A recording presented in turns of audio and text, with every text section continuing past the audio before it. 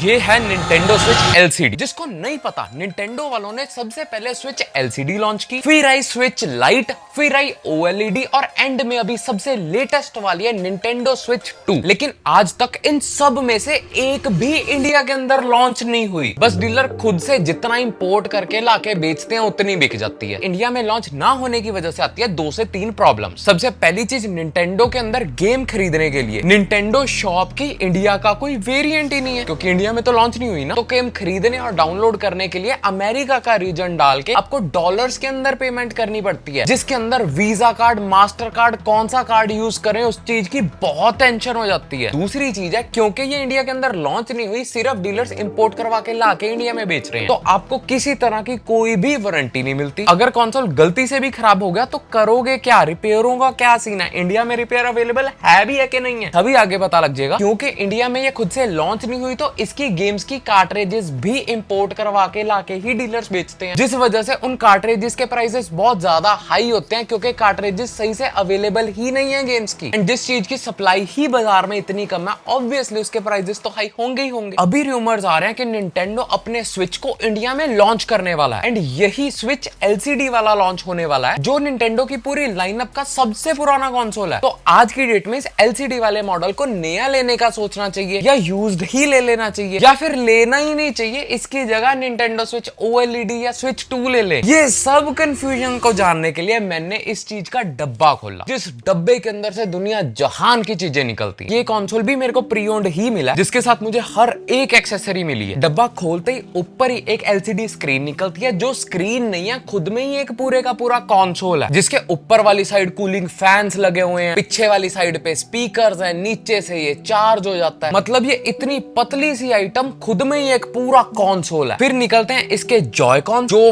बहुत ही ज्यादा मस्त आइटम है। बस इसको अपने कंसोल के साथ ऐसे खिसका के अटैच कर लो एंड डन, खुद ब खुद ही जादू से कनेक्ट हो जाते हैं। इसको यूज करने के तरीके इतने मजेदार हैं, जिनको यूज करने के लिए डब्बे के अंदर से बहुत सारी एक्सेसरी भी निकलती है। एक डॉक, फिर निकलता है ये अजीब सी शेप वाला कंट्रोलर, फिर निकलते हैं ये अजीब से छोटे छोटे कनेक्टर्स जो इसके जॉयकॉन से कनेक्ट हो जाते हैं। और इन सब चीजों की एक्सेसरी को कैसे यूज करोगे वो सारा कुछ आपको पता चल ही जाएगा। उससे पहले ये पता होना चाहिए कि इस कंसोल के ऊपर आप किन किन तरीकों से गेम में खेल सकते हो, तभी तो उस एक्सेसरी को यूज करोगे। सबसे पहला तरीका, ऑनलाइन स्टोर के साथ निंटेंडो की ई शॉप के साथ। जो आपको याद है, मैंने बताया था कि निंटेंडो इंडिया के अंदर ऑफिशियली लॉन्च नहीं हुआ, डॉलर्स में पेमेंट करके गेम खरीदनी पड़ती है, जिसके अंदर कार्ड वगैरह का भी थोड़ा बहुत इशू आ जाता है, क्योंकि आपको इंटरनेशनल कार्ड्स चाहिए होते हैं, फिर उनके अंदर मास्टर कार्ड, वीजा कार्ड, उन सारों के ट्रांजैक्शन का तामझाम। दूसरा तरीका है गेम्स खेलने का, गेम की कार्ट्रिजेस, जो भी मैंने बताया था कि इंडिया के अंदर बहुत ज्यादा अवेलेबल नहीं है, डीलर्स जितनी लाके बेचते हैं उतनी बिक जाती है। अगर कोई भी आपको स्पेसिफिक गेम खरीदनी है, बड़ी बड़ी वो गेम अवेलेबल ही नहीं होगी, अगर अवेलेबल होती भी है तो बहुत ही हाई प्राइसेस पे। एंड इन कार्ट्रिजेस का मेन सिस्टम यही है कि आप गेम खेल के इसको रीसेल कर सकते हो, लेकिन निंटेंडो यूजर्स ही बहुत कम है कि आपकी गेम जल्दी जल्दी बिकती ही नहीं है। एंड अगर गेम खरीदने जाओ तो सस्ते रेटों पे मिलती नहीं है, क्योंकि निंटेंडो यूजर्स कम है। सब कुछ ऑफिशियली इंडिया में लॉन्च ना होने की वजह से हो रहा है। I mean, अगर वाकई लॉन्च हो जाए ये सभी प्रॉब्लम सॉल्व हो जाएंगे। फिर आता है गेम्स खेलने का तीसरा तरीका, जो है जेल ब्रेक, जिसको करने के डीलर्स 3 से 5,000 रुपए लेते हैं। लेकिन निंटेंडो स्विच के नीचे वाली साइड पे एक SD कार्ड डलता है, जिस स्लॉट के अंदर आप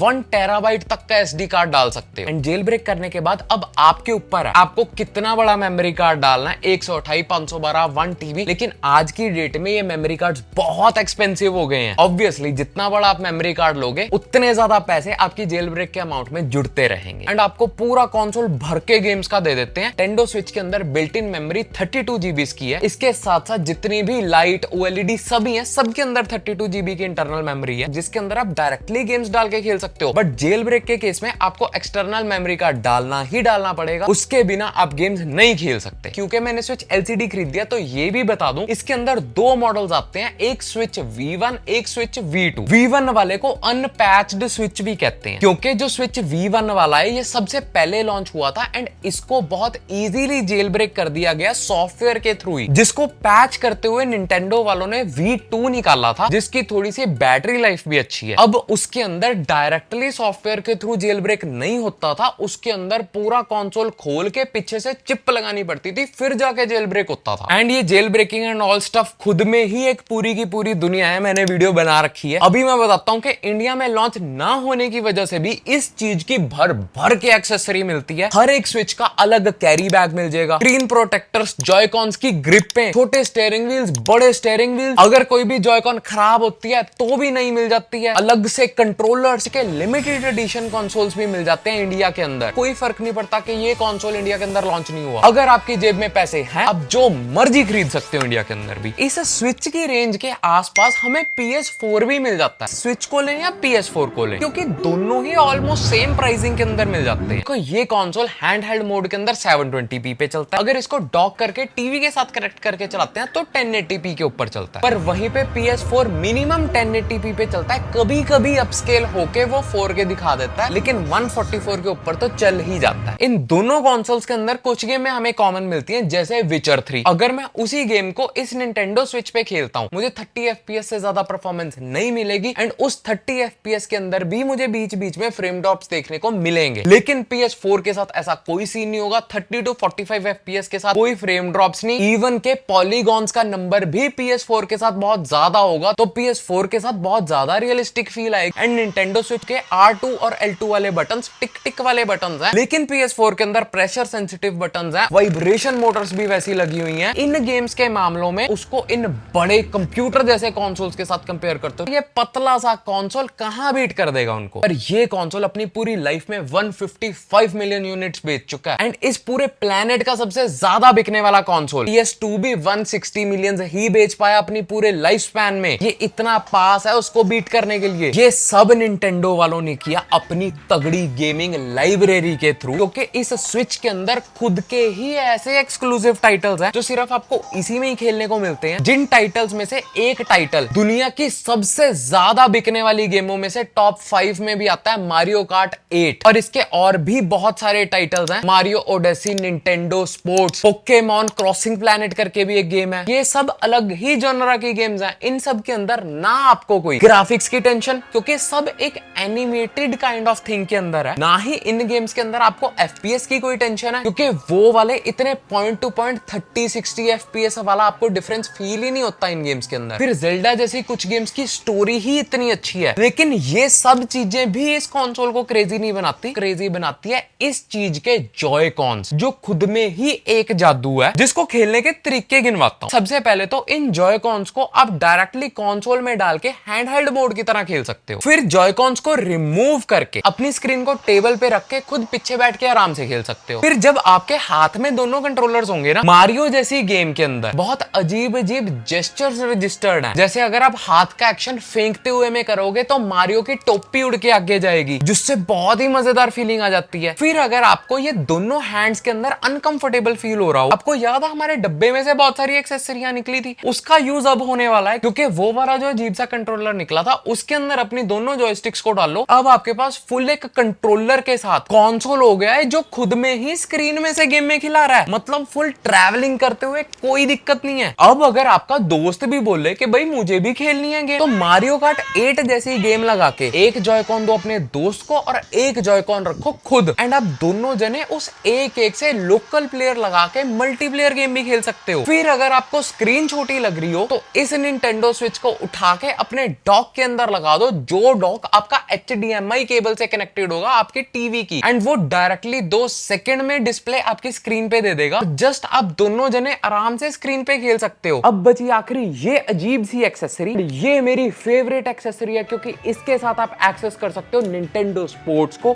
ये वाली गेम मस्ट प्ले गेम है, जिसमें आपको 5 से 6 गेमें मिल जाती हैं, वॉलीबॉल, टेनिस, एंड आप अपने घर में पेरेंट्स, सिस्टर्स, बच्चों सबके साथ खेल सकते हो। इसके अंदर कोई भी आपको कंट्रोल ज्यादा सीखने की जरूरत नहीं है, बस बेसिक जैसे टेनिस की मूवमेंट्स होती हैं वैसे वो शुरू में मूवमेंट सिखा देता है। एंड ये एक फुल फन कंसोल है, जिसकी गेम्स को बहुत ज्यादा सीखना नहीं पड़ता, बहुत ज्यादा गेम प्ले को लर्न नहीं करना पड़ता, जैसे प्ले स्टेशन की last of us, ghost of Tsushima जैसी गेम्स को करना पड़ता है। पर गेम्स वैसे ही रूल्स के साथ चलती है। जैसे वॉलीबॉल खेलते हैं तो 3 टच के साथ आपने पास करना होता है, जैसे फुल डक कर सकते हो, स्मैश कर सकते हो। मैश के अंदर आपकी पावर भी काउंट होती है, आपने ड्रॉप मारा के स्मैश मारी है, स्मैश किस साइड मारी है वो उस चीज की भी बहुत एक्यूरेसी है। आई डोंट नो कैसे, पर है। सारी गेम्स बहुत ही जल्दी सीखी जाती हैं, बिल्कुल भी प्ले स्टेशन की गेम्स के जैसे नहीं कि फुल गेम प्ले को लर्न लर्न करना पड़ता है, फिर जाके कहीं आप गेम को एंजॉय कर सकते हो। जस्ट कोई भी बंदा, कोई भी बच्चा 5 से 10 मिनट के अंदर इसकी गेम्स को सीख सकता है एंड फुल एंजॉय कर सकता है। मतलब अगर आपके पेरेंट्स को गेमिंग का शौक है, बच्चों को, वाइफ को, किसी को भी गेमिंग का शौक है, ये चीज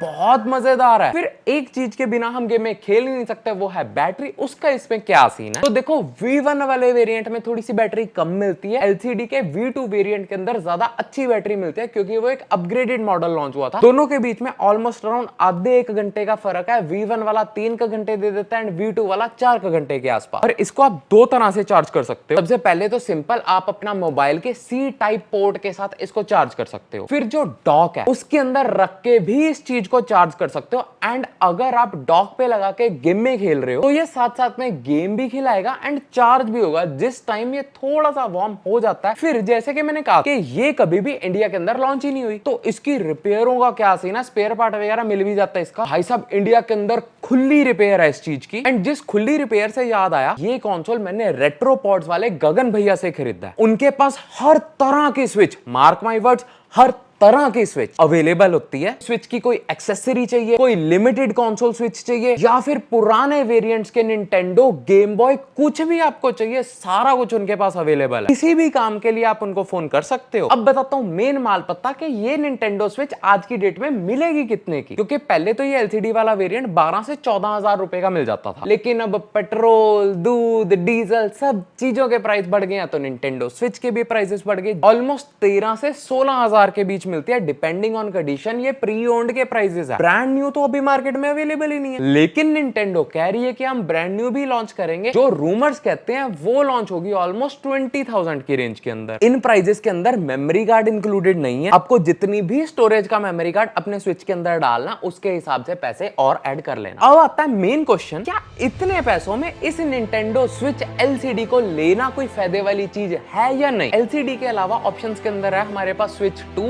OLED और लाइट। अगर मैं इसको स्विच 2 के साथ कंपेयर करूं तो पहले तो स्विच 2 इससे हद से ज्यादा ही एक्सपेंसिव है। इसका और उसका कोई कंपैरिजन ही नहीं है। अभी भी वो ब्लैक में बिक रही है, मुझे नहीं पता कौन खरीद रहा है।